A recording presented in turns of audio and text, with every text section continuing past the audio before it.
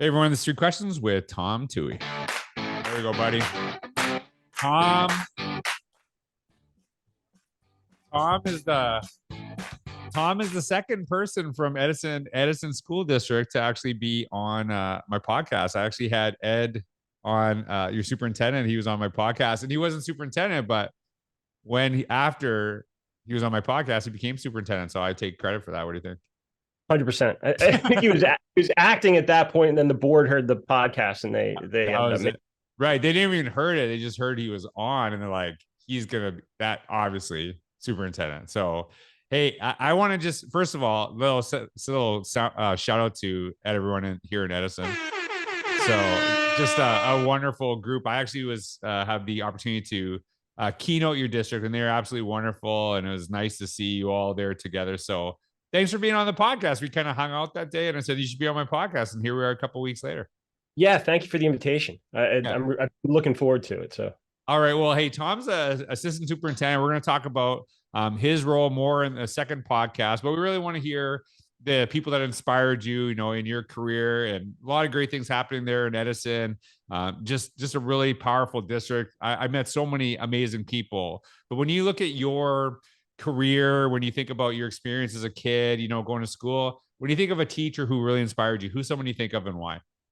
So my head goes immediately to my physics teacher in high school. But if I don't mention these two right off the bat, I'm going to be in a ton of trouble, because my mother is a teacher of 35 years, and my wife is a kindergarten teacher. And to see the role, at least my wife plays in our family, and then my mom is a mom, it's pretty amazing. You can go from raising other people's kids all day to transitioning to home, right? And then raising your own. So my heart is with those two. But right, you don't want to get in trouble either, too, right? Yeah, exactly. But I don't think that's your question, right? So the high school physics teacher, the guy's name was Bill Whitman, and I really struggled as a student, particularly in math. And I'm going into physics junior year, just dreading it. Like, this is going to be miserable. And what kind of set him apart was the first thing he told us when we walked in the classroom. He says, "Hey, you're never going to have to memorize a formula in this class. You'll have them, because I want to move you from essentially memorization to application." And throughout the course of the year, what the guy would do was actually bring in kids' interests. Like, we grew up in a beach community. There's a lot of vector questions on sailing and stuff like that, and managed to connect with his kids. And I could tell that he was actually interested in who I was as a person, so much so that would show up in the curriculum, right? So it kind of hooked me in, like I was engaged. And a lot of the issues I had in other classrooms that were because of a lack of engagement seemed to disappear in physics, which really shouldn't have been one of my strong points. But just really connected to kids outside of the classroom. He was the student council advisor, decided that, really talked me into getting involved in student council. Currently he's been retired for years, but he still serves on our education foundation. He and I still work together. But kind of at a high school age, I started to see sort of the power of that idea of connecting with your kids on a personal level, and how that could happen outside of just like superficial, "Hey, what'd you do this weekend?" I was bringing in pictures of me skating. I was a big skateboarder when I was a kid, and he's creating physics problems with radiuses of ramps and stuff like that. And it was neat to have a teacher that was more focused on his students than he was on the content. And that really came through.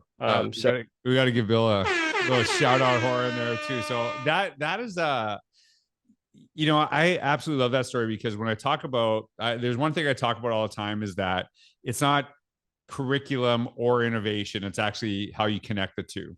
Mm-hmm. And really it's not like a lot of people, when they hear the term innovation, they think about technology, they think about cool and flashy, but it's really, how do you actually create new and better opportunities? And really kind of starts from who are the people you're serving and moving backwards from there.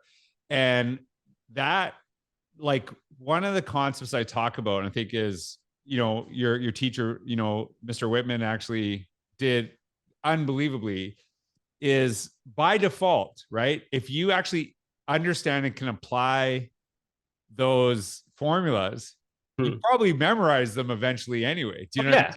Absolutely. Right? But if you focus on the memorization, you don't necessarily understand them. And it's kind of the deeper we go into stuff, the more it just becomes part of our brain, and we're not even thinking about it. So that is such a good example. And it's interesting because a lot of people know me for my work in innovation, but it's really kind of highlighting teachers that did what you just said in your classroom. So that was an awesome, man, I'm telling you, I don't know how you go up from that one. That was a great start. Be downhill answers from here. All right. So I know you work with a great leadership team, the team there and led by your superintendent, Ed, is absolutely amazing. So you've done different roles, but when you think of like a principal, a superintendent, an administrator, someone who maybe you worked with, somebody who has a kid, who's someone who really inspired you and why? Yeah, I got to go all the way back again. I mean, there's a lot of people that should be on this list. Dr. Aldarelli being one of them, my current boss. The gentleman before him, Dr. Brigg and Dr. Kaysen, Dr. Ellis, who's a high school principal of mine, but going all the way back, right? I talked about how I kind of struggled in school generally.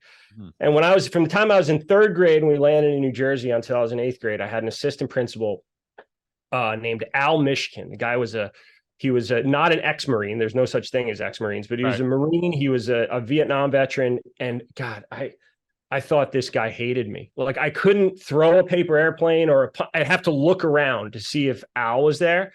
And the one thing he really kind of beat into my head, and he'd ask me a question all the time when I got in trouble, was like, hey, were you being a leader or a follower? Were you being a leader or a follower? There's leaders and there's followers. And like, as you get older, that's kind of a loaded question. You can't really lead people without having been led, right? But he put that front and center in my brain when I was making decisions about who the people I was spending time with, making decisions about doing the right thing or the wrong thing in school. And if you had asked me at the time, I thought it was because he hated me. I really did. I hated him. We have mischief night in the States, which is the night before Halloween. And I would draw out diagrams on how we were going to egg his house. And I could never get anybody to do it with me. Right. He was terrifying. But, I remember I had lunch detention once. And when you'd get kept in for lunch detention, you'd be in the lunchroom with the kids that were older than you. Mm-hmm. And, a big kid, I don't remember who he was. I don't remember his name, but started choking. And Al gave him the Heimlich. And when he walked by me, like, it wasn't that like this guy would never show any emotion, but just like the color of his skin, like I could tell this guy was not rattled from a sense of like, oh my God, I had to give the Heimlich. Like he was really concerned that he might lose a kid in the lunchroom, and saw him for the first time in kind of a different perspective and wasn't like, oh, maybe it's not that he doesn't like me. Maybe he actually, cares that I yeah.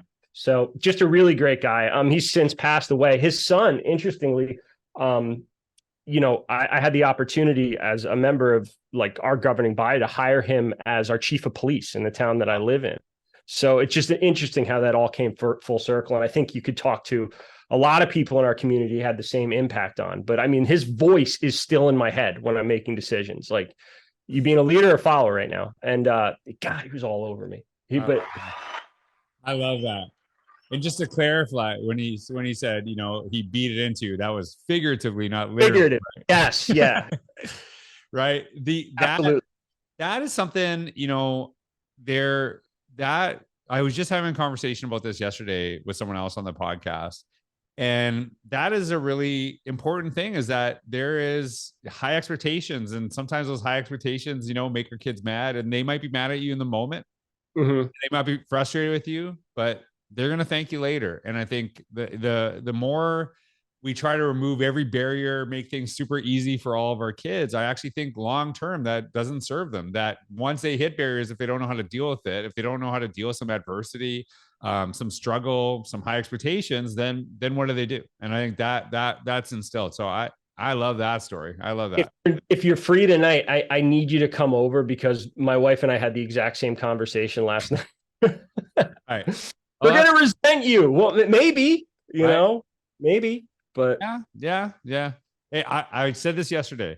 The Shaq documentary, his dad was hard on him and he hated it. And he said, you might hate my process, but you're going to love my results. And that's why Shaq is Shaq. Right. So that's like one of my favorite lines ever. I think about it as a parent, and those high expectations for our kids and stuff like that. They, a lot of times I'm really hard on my kids. They know this. They love me.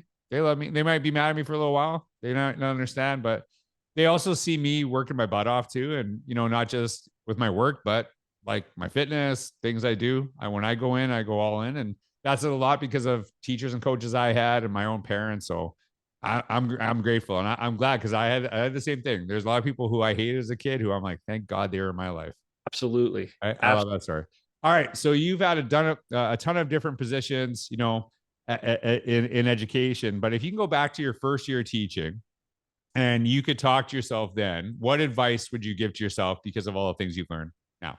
Now I'm talking to myself, right? Not just like a first, because it's shut up. Shut up. Like, you can't talk and listen at the same time. And I ruined so many opportunities to learn from my kids, to learn from my colleagues, to learn from administration, because I don't know, maybe you get into teaching because you think you have some answers, right? And I just missed out on so much trying to tell people what I knew. And the longer that I'm in education, I sort of realized that there's this giant body of things that I have no clue about.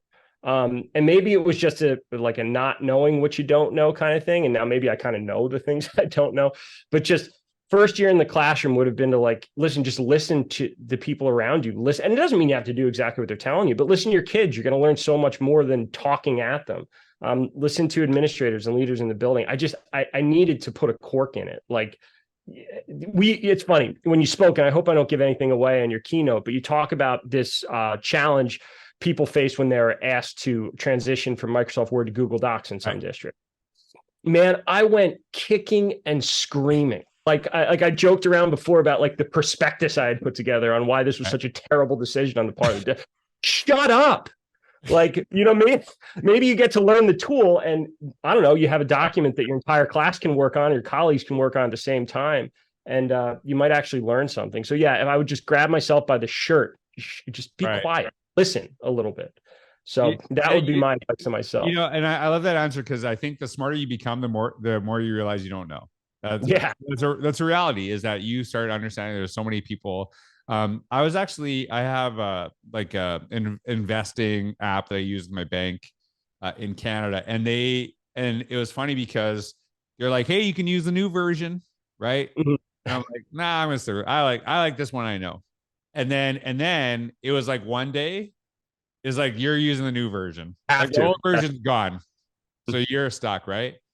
And it was actually good for me, because I'm like, oh, I'm so mad that this happened, because I was so comfortable. And it took me a couple seconds to go, you know what? A week from now, it's not going to matter. I'll figure it all out. And it actually was helpful to me, because I was the same way. Any change. And one of the things that I think is really better, when I talk about innovation, I don't connect it to technology, but there is something with people that are comfortable with technology that they often tend to become very innovative, because things change so quickly in technology that all of a sudden the app that you've used for the last year, the next day it's just totally different, and you just got to figure it out. And that's what it is. And so it's okay to be frustrated, but understand probably in a week it's not going to matter. You'll be comfortable with all that stuff. So I love that. I love that story. That's good. So I love that. Well, I can't come there tonight. So give my best to your wife. At least, we'll maybe cut off that part, just show the first part where you give her the shout out. But sure. I love it. So Tom, I'm looking forward to talking to you more. Make sure you say hi to everyone for me there at Edison, and say hi to Ed. So thanks for being on the podcast. Thank you everyone for listening.